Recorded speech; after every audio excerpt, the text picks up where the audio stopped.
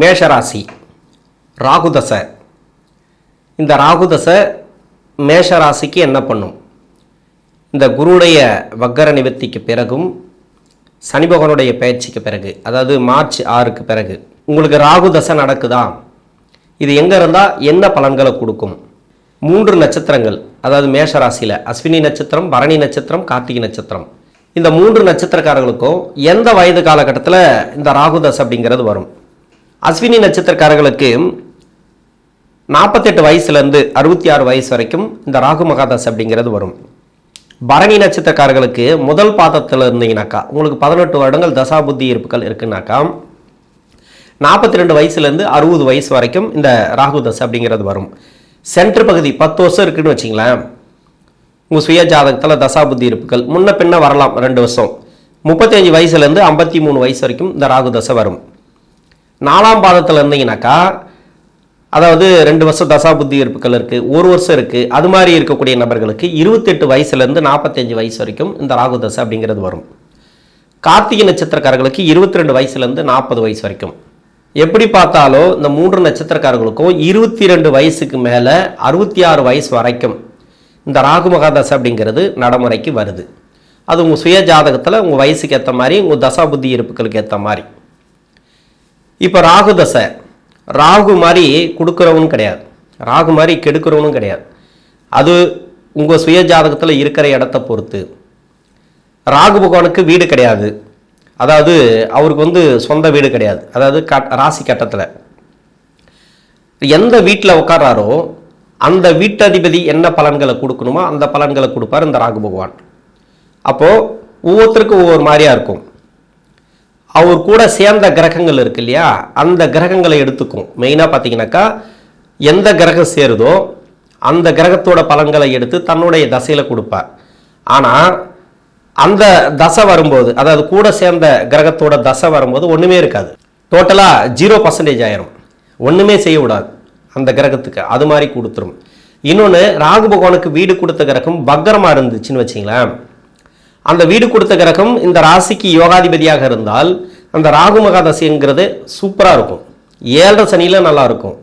எது வந்தாலும் இடையில அசைச்சு பார்க்க முடியாது. ஆனால் தொழில் செய்யக்கூடிய நபர்களுக்கு மட்டும் கொஞ்சம் பிரச்சனைகள் வரும். அது நீங்கள் குடுக்கல் வாங்கல் அப்படி இல்லைனாக்கா கொஞ்சம் எல்லாத்துலேயும் கவனமாக இருந்துட்டிங்கனாக்கா அது சிறப்பு. ராகு பகவானுக்கு மெயினாக பார்த்தீங்கன்னாக்கா அந்த நட்சத்திராதிபதியும் நல்லா இருக்கணும், வீடு கொடுத்த கிரகம் நல்லா இருக்கணும்.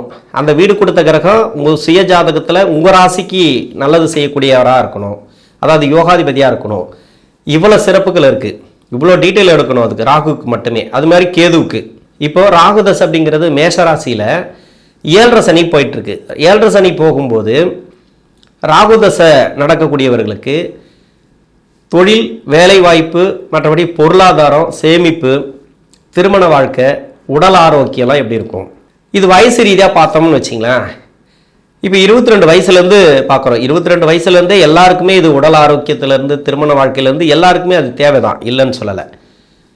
என்னென்னா 7.5 சனி வருது அப்படின்னாக்கா ஒரு புயல் வர மாதிரி, கிட்டத்தட்ட புயல் தான் அது.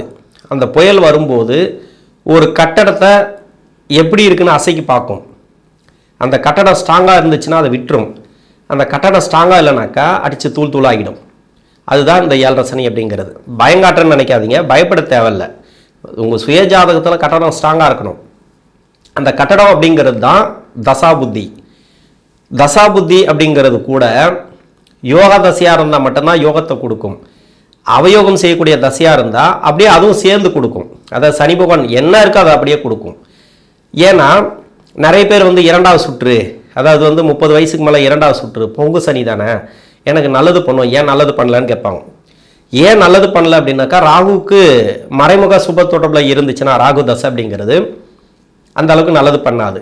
சுப தொடர்பில் இருக்கணும். மெயினாக அந்த வீடு கொடுத்த கிரகம் வக்கரம், அந்த நட்சத்திராதிபதி நல்லா இருக்காரு, யோக கிரக நட்சத்திரம், கூட சேர்ந்த கிரகமும் சுபகிரகம், உங்கள் ராசிக்கு சுபகிரகம்னு சொல்லக்கூடியவர். அது மாதிரி இல்லைனாக்கா இந்த ராகுக்கு வீடு கொடுத்த கிரகத்துக்கு நட்பு கிரகமாக இருக்கும் கூட இருக்கிற கிரகங்கள். அது மாதிரி இருக்கக்கூடிய கிரகங்கள்லாம் பார்த்தீங்கன்னா இந்த ராகு தசைங்கிறது அவ்வளோ சூப்பராக இருக்கும். இதில் நிறைய விதிவிலக்குகள் உண்டு, இல்லைன்னு சொல்லலை. இதுக்கு இவ்வளோ விஷயங்கள் இருக்குது. மெயினாக பார்த்தீங்கன்னா படிக்கிற காலகட்டத்தில், அதாவது படிப்பெல்லாம் முடிச்சுட்டு இப்போ வேலை தேடுற காலகட்டத்தில் இருப்பீங்க. வேலை வாய்ப்புக்காக ட்ரை பண்ணியிருந்தால் இப்போ வெளிநாடு வேலை வாய்ப்பெல்லாம் கிடைக்கும். வெளிநாடு சம்மந்தப்பட்ட வேலை, வெளிநாடு சம்மந்தப்பட்ட சம்பளம், வெளிநாடு சம்மந்தப்பட்ட கம்பெனி, அலைச்சல் நிறைய இருக்கும். எங்கே இருந்தாலும் சரி, நீங்கள் உள்ளூர்லேயே இருக்கிறீங்க, இங்கே உள்நாட்டிலே இருக்கிறீங்க, அலைச்சல் கொடுக்கும். தேவையில்லாத அலைச்சல், அதாவது நிறைய வெளியூர் போயிட்டு வர மாதிரி, வேலை நிமித்தமாக, கம்பெனி நிமித்தமாக, அதாவது கம்பெனினா ஆஃபீஸ் நிமித்தமாக அடிக்கடி வெளியே அனுப்புகிற மாதிரி. ப்ரொமோஷன்லாம் கூட ஒரு சில பேர் கிடைக்கும், இல்லைன்னு சொல்லலை.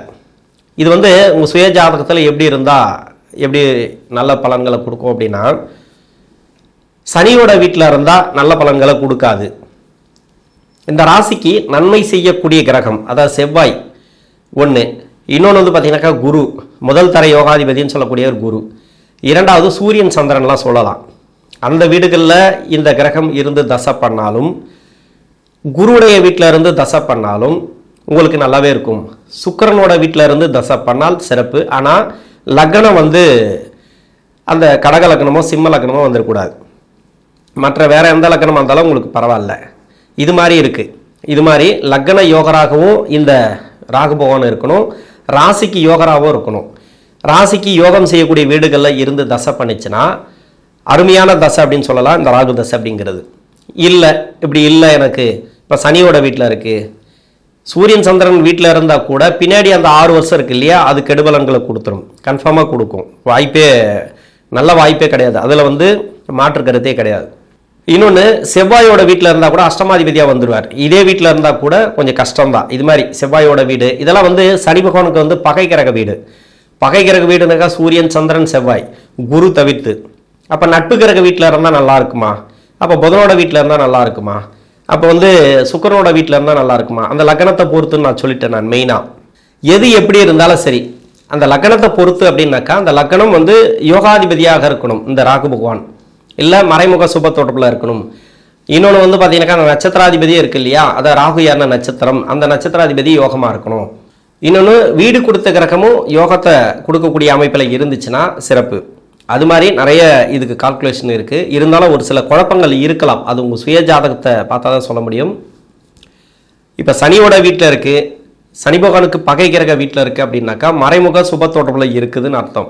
மெயினாக பார்த்தீங்கன்னாக்கா லக்ன யோகராக இந்த சனி பகவான் வந்தால் கூட 7.5 சனி அப்படிங்கிறது நிறைய கஷ்டங்களை கொடுக்கும். கொஞ்சம் பார்த்துக்கணும். இந்த டைமில் வந்து தொழில், வேலைவாய்ப்பு எல்லாத்தையும் பார்த்துக்கணும். அது மட்டும் இல்லாமல் திருமண வாழ்க்கையில் கொஞ்சம் ப்ராப்ளத்தை கொடுக்கும். கணவன் மனைவிக்குள்ள கருத்து வேறுபாடுகள் அது வர்றதுக்கான வாய்ப்பு இருக்குது. உடல்நல தொந்தரவுகள் எதனா இருந்துச்சுனாக்கா அதை மாறக்கூடிய வாய்ப்பு இருக்குது. அதிகமாக பார்த்தீங்கன்னாக்கா நீங்கள் உடனே ட்ரீட்மெண்ட் எடுக்கிறது நல்லது. இந்த 7.5 சனியில் வந்து ஒன்றுமே இருக்காது, அதாவது ஏதாவது ஒன்று பண்ணுற மாதிரியே இருக்கும். நீங்கள் ஹாஸ்பிட்டலில் போனீங்கன்னாக்கா அங்கே ஒன்றுமே இல்லை, செக்அப் பண்ணி பார்த்து நல்லா இருக்குது நீங்கள் போங்க அப்படின்றவங்க. ஆனால் திரும்ப ஹாஸ்பிட்டல் போவீங்க, தேவையில்லாத செலவு பண்ணிருப்பீங்க. உங்களுக்கு இல்லைனா கூட உங்கள் வீட்டில் அது மாதிரி செலவுகள் சின்ன செலவுகளை கொடுத்துனே இருக்கும். இது மாதிரிலாம் நிறைய இருக்குது அந்த ராகு தசையில்.